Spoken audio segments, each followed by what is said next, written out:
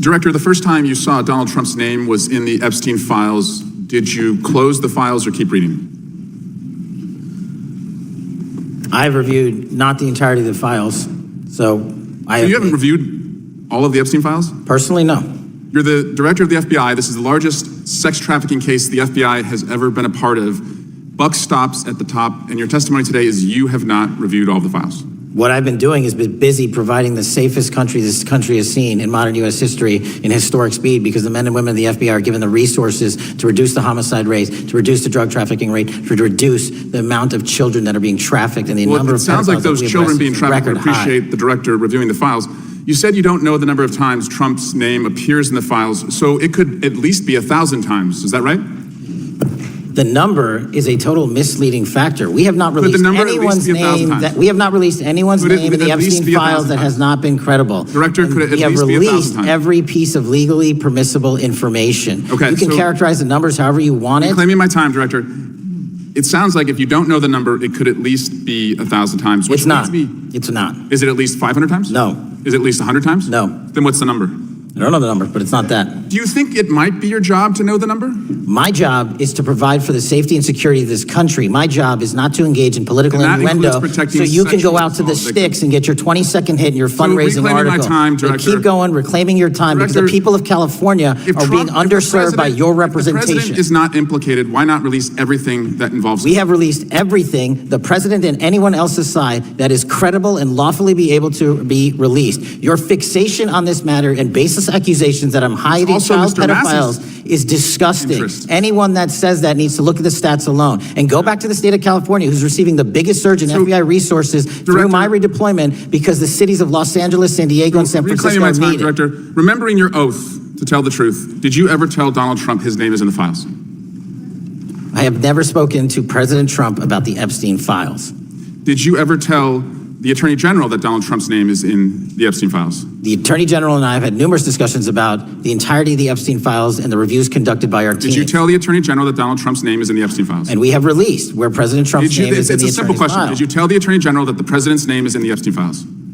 During many conversations that the Attorney General and I have had on the matter of Epstein, we have reviewed. The question is simple. Did you tell the Attorney General that Donald Trump's name is in the Epstein files? Yes or no? Why don't you try spelling it out? Yes or no, Director? Use the alphabet. Yes or no? No, A, B, C, Director, D, E, F. It sounds like you don't want to tell us. Did you tell the Attorney General that Donald Trump's name was in the Epstein files? Why don't you try serving your constituency by focusing on reducing violent crime in this country and the number of pedophiles that are legally harbored in your sanctuary cities in California? I'll work with you on that. Regular order, Mr. Chairman.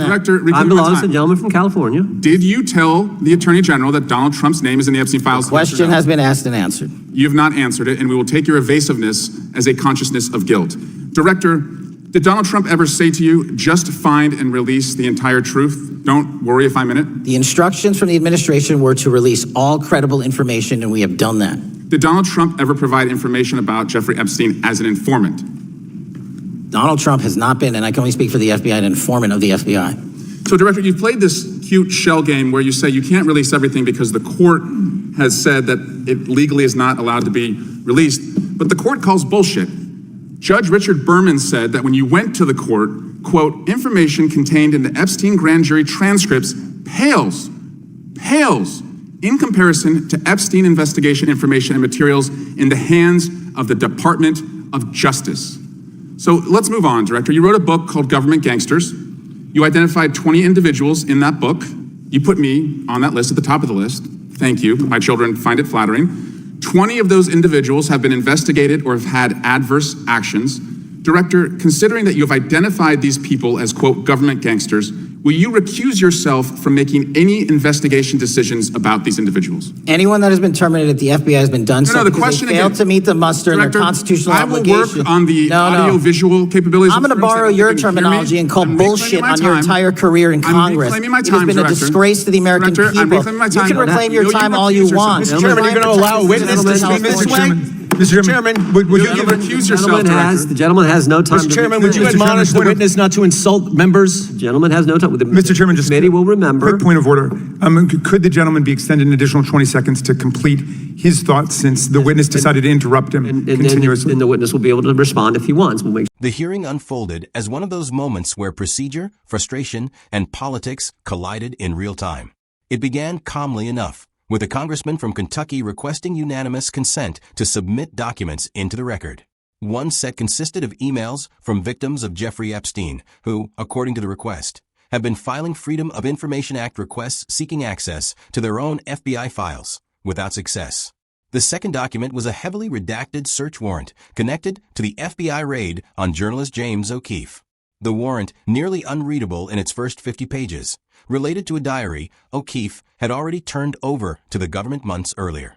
No charges followed the raid, and the congressman argued that O'Keefe still deserved an explanation for why it happened.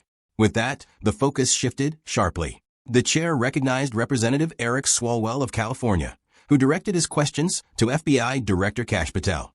Swalwell opened by asking when Patel first encountered Donald Trump's name in the Epstein files, and whether he continued reviewing the files after seeing it. Patel replied that he had not personally reviewed the entirety of the Epstein materials. That answer immediately became the center of the exchange. Swalwell emphasized that this was the largest sex trafficking investigation the FBI had ever handled and argued that ultimate responsibility rested with the director. Patel responded by defending his broader leadership role, pointing to reductions in homicide rates, drug trafficking, and child exploitation efforts under his tenure, and stressing that the FBI operates through teams rather than a single individual reviewing every document. The discussion then narrowed to specifics. Swalwell pressed Patel on whether he knew how many times Trump's name appeared in the Epstein files. Patel said he did not know the number and argued that raw name counts were misleading without context. He repeated that the FBI had released all credible information it was legally allowed to release and had not disclosed any names without substantiated relevance. As the exchange grew more tense, Swalwell repeatedly attempted to pin down a numerical estimate, hundreds, dozens, or more, while Patel refused to speculate. Patel accused Swalwell of using insinuations for political gain, saying his role was public safety, not political innuendo. Swalwell, in turn, accused Patel of evading straightforward questions. The hearing then shifted again, this time to internal communications. Swalwell asked whether Patel had ever informed the Attorney General that Donald Trump's name appeared in the Epstein files. Patel responded by saying he had discussed the Epstein review process broadly with the Attorney General, but declined to give a simple yes or no answer to the specific framing. Swalwell interpreted that reluctance as evasive and said the committee would draw its own conclusions. Further questions followed about whether Trump had ever encouraged full transparency regardless of personal implications, and whether Trump had ever served as an FBI informant regarding Epstein. Patel answered that Trump was not an FBI informant and reiterated that the administration's instruction was to release all credible, lawful information. Swalwell then referenced court language, suggesting that materials held by the Department of Justice went far beyond grand jury transcripts, implying more information could still be released. Patel maintained that legal limits and credibility standards governed every disclosure decision. The exchange took a personal turn when Swalwell raised Patel's book, Government Gangsters, noting that Patel had listed him among individuals he criticized. Swalwell asked whether Patel would recuse himself from any investigative decisions involving those individuals. Patel declined, stating that disciplinary or investigative actions within the FBI were based on constitutional and professional standards, not personal views. As time expired, the chairman intervened to end the questioning, despite requests for additional seconds. Patel ultimately confirmed he would not recuse himself. The exchange ended without resolution, but it left behind a clear snapshot of the larger tension surrounding the Epstein files. How much has been reviewed, what can be released, who decides credibility, and whether transparency or restraint best serves justice. The hearing moved on, but the questions, both procedural and substantive, remained firmly on the record. Share your thoughts in the comments. And don't forget to like, subscribe, and share so these moments don't disappear into the noise.